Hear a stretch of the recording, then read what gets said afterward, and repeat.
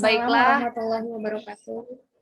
Waalaikumsalam warahmatullahi baiklah wabarakatuh. kami dari kelompok 3 agenda 2 pada kesempatan hari ini kita akan mendiskusikan sebuah kasus yaitu penerapan nilai aneka terhadap contoh kasus korupsi Menteri Sosial Juliari Batubara. Sebelum diskusi ini dimulai, kita akan memperkenalkan terlebih dahulu.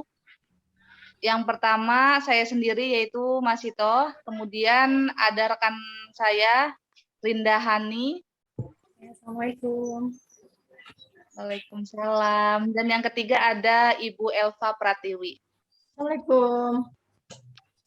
Waalaikumsalam. Baiklah, sebelum diskusi ini kita mulai, marilah kita saksikan atau simak bersama contoh kasus korupsi Menteri Sosial Juliari Batubara. Siapa yang gambar nih? Teman kami di kantor. Kira-kira sedikit. Yang paling efektif itu adalah diri kita sendiri. Tidak ada orang yang bisa mengendalikan diri kita selain diri kita sendiri. Jadi saya pendekatannya nggak terlalu yang sistem ilmiah gitu-gitu. Udah pusing mas. Ingetin aja, kamu jangan lupa kalau kamu kenapa korupsi, kasihan anak istrimu, kasihan anak suamimu. Mereka pasti keluar malu. Anak-anak apalagi kalau masih kecil ke sekolah dibullying teman-teman, dia pasti nangis. Nah, jadi pendekatan humani seperti itu kalau saya. Mungkin suatu saat ada mekanik ada sistem-sistem insentif yang dikaitkan dengan kinerja. Ini kan nggak ada sekarang. Kan nggak ada yang berizin ya. Nah, jadi kalau kayak swasta kan, saya swasta bisa. Ada gaji, tunjangan yang pasti kan. Gaji, tunjangan yang pasti, plus mungkin ada tambahan insentif yang berbasis kinerja. Tinggal nanti masing-masing KL.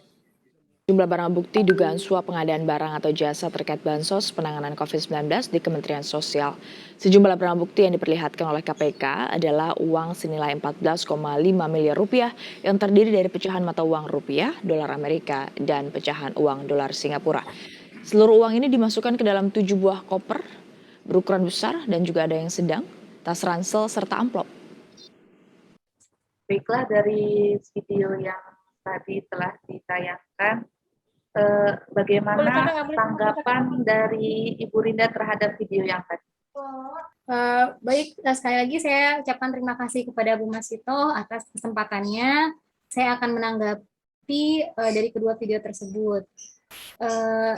Dari video pertama itu berisi tentang hasil wawancara ya seorang wartawan kepada Pak Menteri Sosial terkait pernyataan Bapak Presiden ya. Terhadap pernyataannya yang mengatakan bahwa korupsi itu dilarang gitu ya. Terus Pak Menterinya menanggapi hal tersebut dengan santainya dia menyatakan bahwa korupsi itu bisa dihindari dimulai dari diri sendiri. Seperti itu sih yang saya udah simak ya. Iya. Mungkin kemudian, ada tanggapan lain? Dari Bu Elva, seperti apa tanggapan video yang tadi? Kalau menurut saya sama aja sih ya.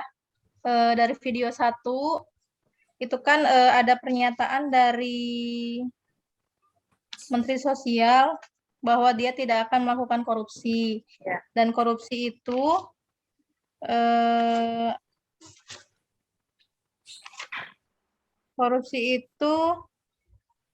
bisa dicegah. Apa ya?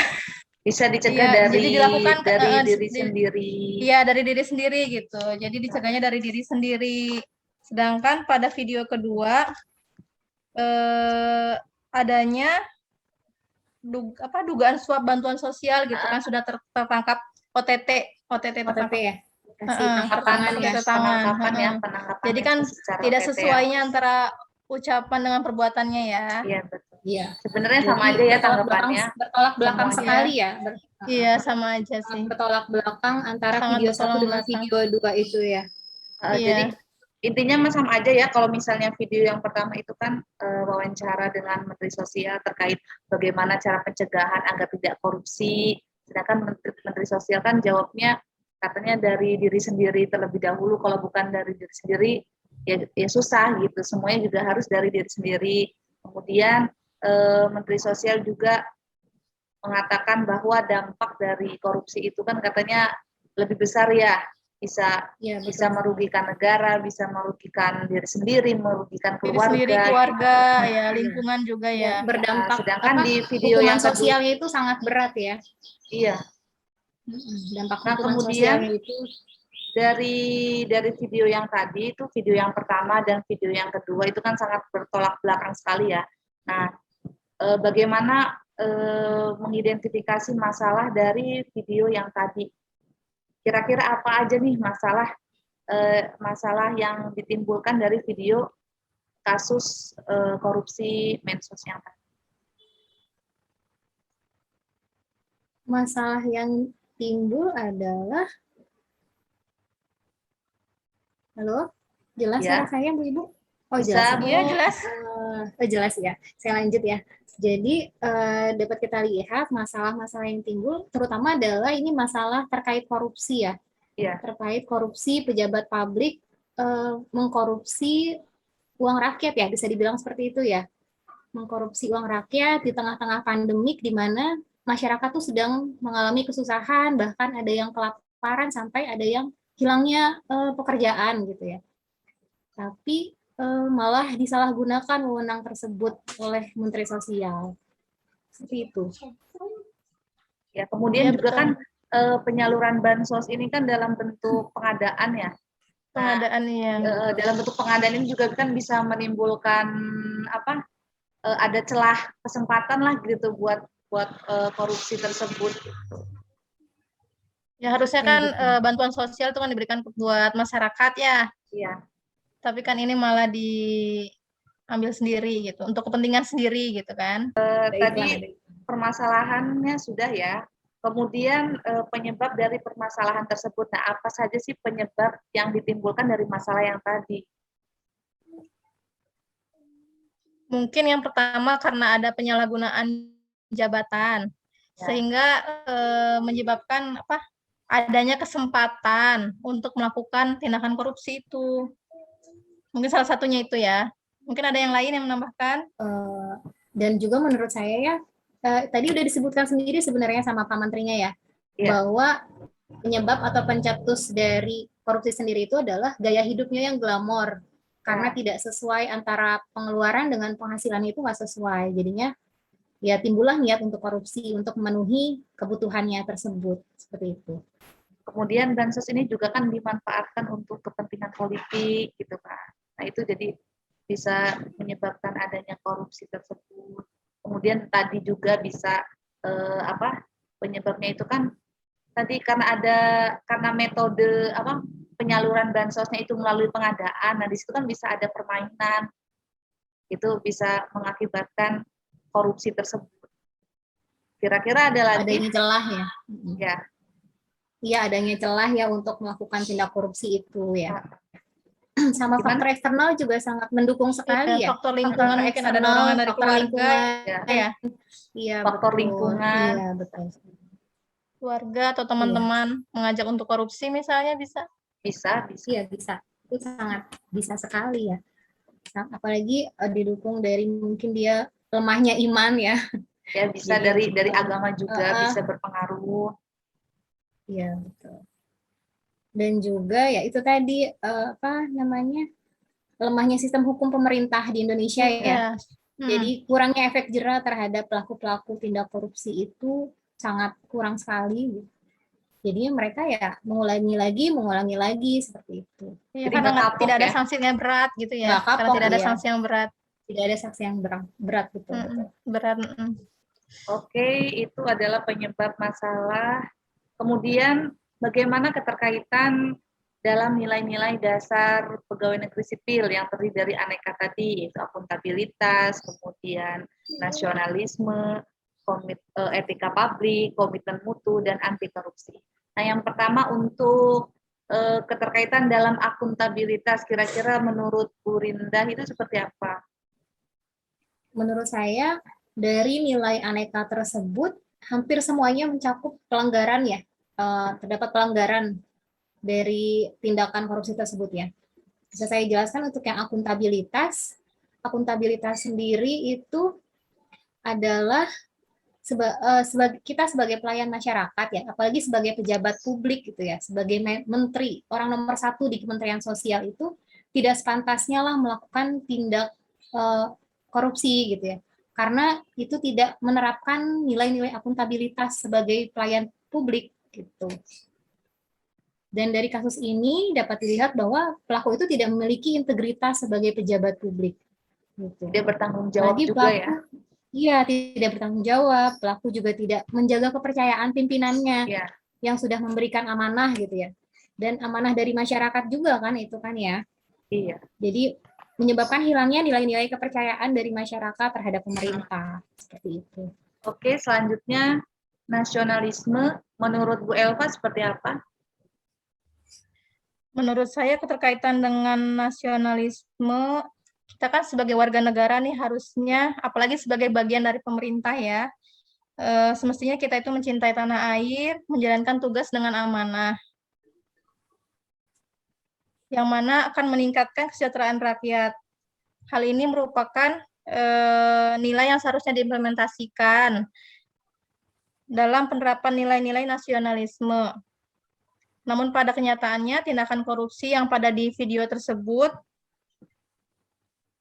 apalagi tindakan korupsinya korupsi bansos ya, tidak mencerminkan nilai-nilai nasionalisme sama sekali. Iya. Yang mana Iya, betul melanggar sekali. nilai-nilai Pancasila, yaitu sila pertama ya. Iya. Sila pertama yang Ketuhanan mana yang Maha Esa. Yang Maha Esa, ketuhanan yang Maha Esa, yang mana tidak mencerminkan sikap manusia yang beragama dan memiliki moral yang baik. Betul sekali. Oke. Itu sih menurut Yang saya ketiga, seperti itu. yaitu etika publik. Nah, menurut saya keterkaitan dalam etika publik ini, tindakan korupsi itu telah benar-benar melanggar kode etik ya. Kemudian tidak menjalankan amanah yang diberikan oleh pimpinan, kemudian tidak adanya kejujuran dalam melaksanakan tugas. Nah, itu kan sudah melanggar etika publik. Gimana yang lainnya? Iya betul, saya setuju sekali dengan pendapat Bu Mas Ito. Oke. Kemudian Sangat melanggar etika publik ya. Yang selanjutnya kemudian komitmen mutu. Bagaimana keterkaitan dari kasus tadi ke dalam nilai komitmen mutu ini? Jadi untuk nilai komitmen mutu, menurut saya pejabat publik itu sudah seharusnya mampu menciptakan suatu hal yang tepat guna, tepat sasaran, sehingga sampai gitu kepada masyarakat yang memang membutuhkan gitu kan ya. Tapi dalam hal ini bukannya meningkatkan mutu, tapi justru si pejabat publik tersebut malah mengkorupsi yang seharusnya sampai ke masyarakat, ini malah dimakan sendiri gitu dan merugikan masyarakat banyak seperti itu. Iya, dan bisa menimbulkan ini kepercayaan masyarakat, jadi menghancurkan kepercayaan masyarakat. Kemudian juga korupsi itu bisa menghancurkan efektivitas dan efisiensi dalam pekerjaan juga. Oke, selanjutnya nilai dasar yang terakhir yaitu anti korupsi. Kalau yang ini sih udah sangat jelas sekali ya. Udah jelas ya, iya udah jelas sangat menentang sekali. Menentang dari nilai anti korupsi dengan gitu. Anti korupsi. Walaupun padahal Pak Menterinya sendiri pun udah mengerti nilai tentang anti korupsi. Bagaimana cara mencegahnya ya? Betul. Dan dampak dari korupsi tersebut juga udah tahu pasti beliau ya. Iya betul sekali. Kemudian dari yang keterkaitan nilai-nilai dasar terhadap kasus itu, nah kira-kira bagaimana solusi yang bisa kita lakukan untuk menangani, untuk mencegah adanya korupsi tersebut? Kemungkinan yang pertama diterapkannya mindset sama gaya hidup yang sederhana kali ya, karena kan Pak Menteri sendiri itu kan bilang katanya gaya hidup itu harus disesuaikan. Betul. Terus kemudian yang kedua ada tambahan lagi, memahami dan menerapkan nilai-nilai etika nilai-nilai aneka tersebut kali ya. Iya benar, betul sekali. Bisa sebagai pejabat, apalagi sebagai pelayan publik ya, itu memang udah menjadi nilai dasar yang harus tumbuh sejak dini gitu ya. Iya.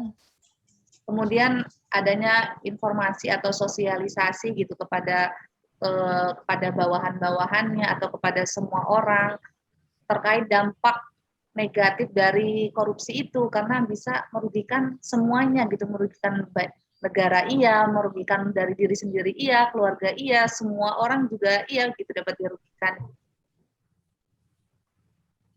Betul sekali, Bu. Dan peran pemerintah di sini juga sangat besar sekali ya. Iya. Seperti tadi kan salah satu pencetusnya atau penyebabnya adalah tidak adanya efek jera itu ya. Jadi pemerintah di sini sangat berperan dalam memutus rantai korupsi itu, ya itu dengan lebih serius menangani korupsi, gitu ya. Menangani tindak pidana korupsi. Seperti itu. Oke. Ada tambahan lagi dari Bu Elva? Cukup sih, seperti itu aja sama. Oke, sudah cukup ya terkait identifikasi masalah, kemudian identifikasi penyebab, penerapan nilai-nilai aneka terhadap kasus yang tadi, kemudian solusinya. Baiklah, karena sudah sepakat semuanya, marilah kita tutup diskusi ini dengan bersama-sama membaca hamdal. Alhamdulillah. Alhamdulillahirabbil alamin. Oke, saya selaku moderator mohon undur diri. Wassalamualaikum warahmatullahi wabarakatuh. Waalaikumsalam warahmatullahi wabarakatuh. Terima kasih semuanya. Terima kasih. Ya, sama-sama.